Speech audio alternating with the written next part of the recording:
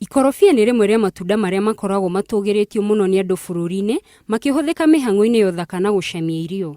No kũringana na Maisiba Dickson, mũrutwo yunivasĩtĩ-inĩ ya Rongo, ikorobia ta ũrĩa kũrĩa tu nĩamu nĩathundũrĩte njĩra ya gũthondeka thabuni akĩhũthĩra itunda rĩrĩ. Maisiba aratarĩria ũrĩa ekaga angĩgakinyĩrĩra gũthondeka thabuni ũyũ. Ambagia na gũtigithũkania ikorobia na mbegũ agacoka akamondamonda nginya akahinyia.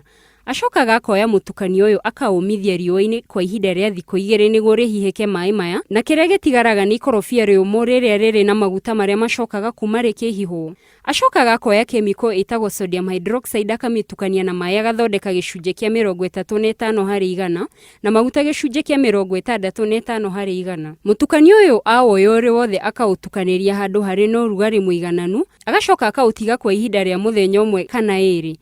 Kumania na hau thabuni ũyũ ũkoragwo ũrĩ mũrĩku na no ũhũthĩrwo. It is important in removing the dark spot.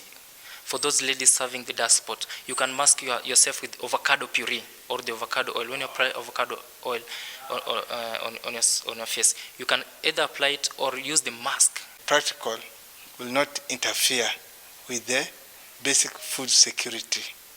It will deal with the food that goes for waste in the market and in the farm. Dickson nĩ ahinyĩrĩirie andũ ethĩ gũthundũra indo na maũndũ matiganĩte marĩa magũcoka makorwo makĩguni harĩo, akĩgathĩrĩria wega wa ũthundũri ũyũ wake wa thabuni wa makorobia. Ngĩribotera Inooro TV, rĩtwa rĩakwa nĩ Gladys Wanjohi.